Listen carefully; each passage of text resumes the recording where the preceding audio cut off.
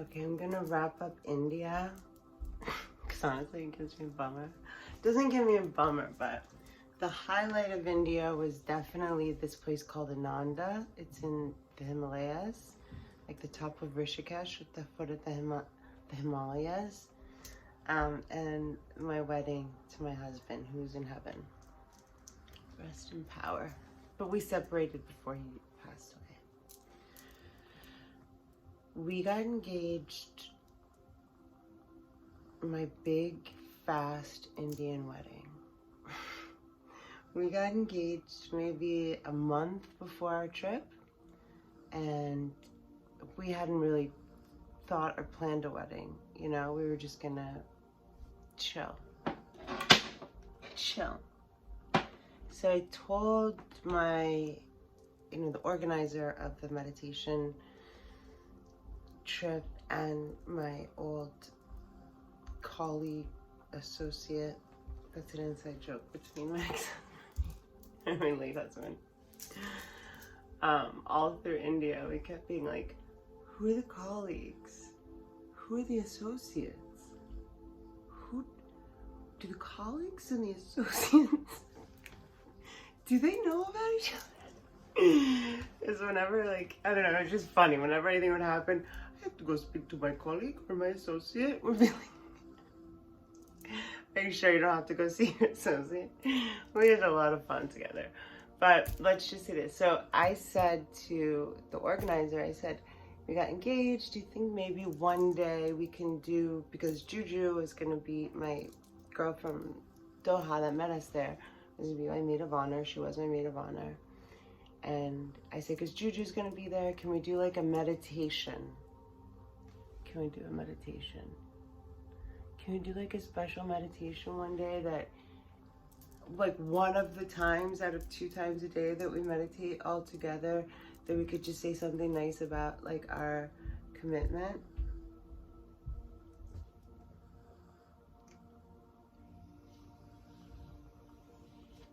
Yeah, sure.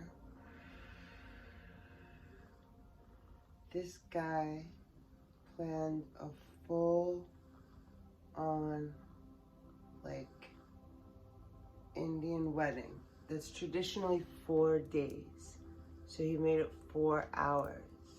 He got priests, he got punjits, which are young gentlemen that are, there's like a caste system still very much alive in India. And certain people are born into positions where they'll never, there's no upward mobility.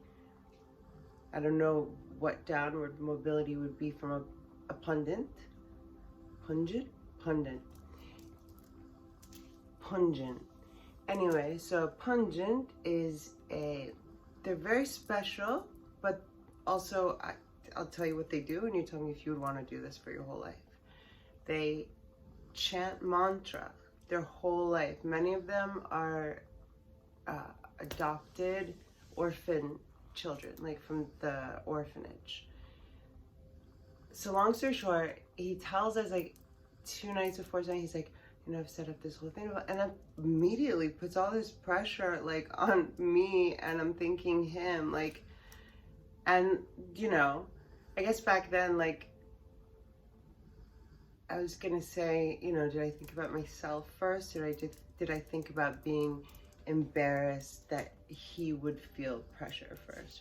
Anyway, we went back, and I was like, when we weren't in front of him, when we got back to him, I was like, babe, we don't have to do this. I can text him right now. Like, that's nuts. I didn't say anything to him like that. I said, can we do a meditation? And he was like, babe, I know. And he's like, sit down. And I was like, okay. And he's like, I'm fucking marrying you. 2 days, or whatever. He's like, and I'm gonna marry you again in the States. And I was like, okay.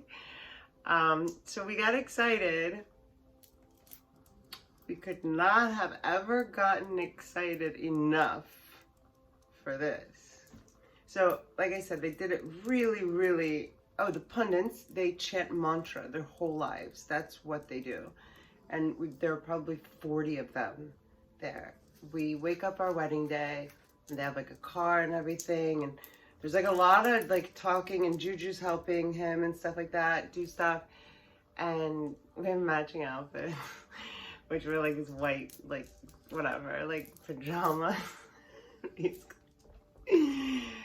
Anyway, so we get there, and well, first of all, like it's like we leave at 9. It's 4 hours, so each hour they basically packed a day into an hour. Okay, so they're like, come on, go on. We're like, why are they rushing us?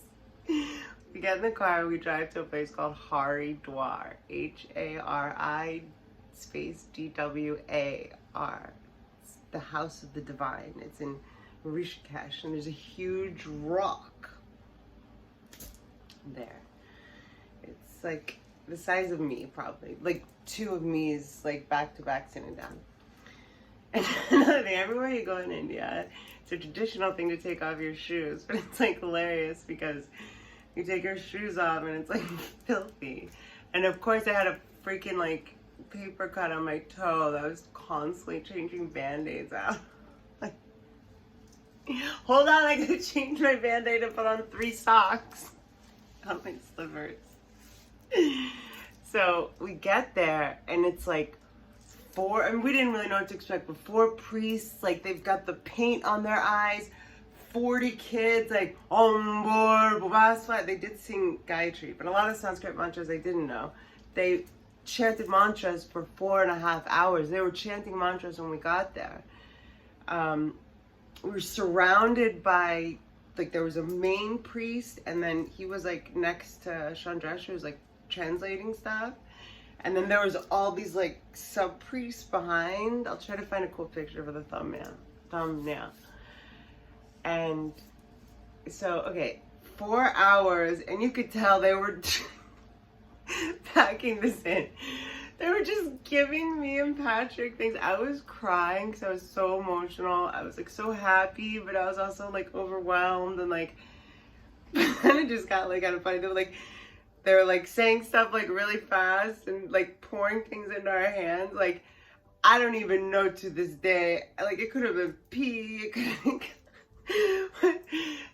Patrick was so funny. He would like be listening so intently, and we'd like put stuff on the rock, and then they would give us flowers, and it was like smoke, and then 40 kids, and then like 10 deep all around. And then they had this photographer guy. He had set up like a photographer. And then Juju, Chandrash's wife, and this one priest was like between us the whole time. And then we had to like rub our hands together with goat's milk and flowers, and like, and then I was like, wait, what is it? He's like, I don't know, just throw it. And then there was something that Patrick had to do where he had to like milk. It was like goat's milk, and rub it on the rock, but like get the whole rock, and he was trying so hard to do such a good job. And it was just all happening so fast, and I was like crying a lot. I was like, I'd already snotted all over my thing, so I was grabbing Patrick's shirt and like snotting on him. And then they're like they took us outside to do this is another part, I guess it's because it's towards the end, this might be the 3rd or the 4th day of the traditional Indian ceremony, is the Agni part. And that's like, and yeah, my studio, if you recognize the name, was called Agni, preceding this obviously. But so we go out and do this fire thing, and I forget, but you know, oh, and then at the end we walked around the fire, and he walked me 3 times or whatever, how many times, and I walked him, and then he walked me. It was so hot because we were in front of the fire for a while before we do that. And then we walked away, and Chandrash's wife's like, you're married. Rupali is her name. And that was a really special, funny, messy day. Anyway. Okay, so that was my big, fast Indian wedding, and yeah, if you guys like the travel stories, they're funny, and I've got lots of them. Patrick and I always had a really fun and funny time when we weren't having a unfortunate or inauspicious time. I hope you guys are having an amazing night, and yeah, I'm sending you lots of love.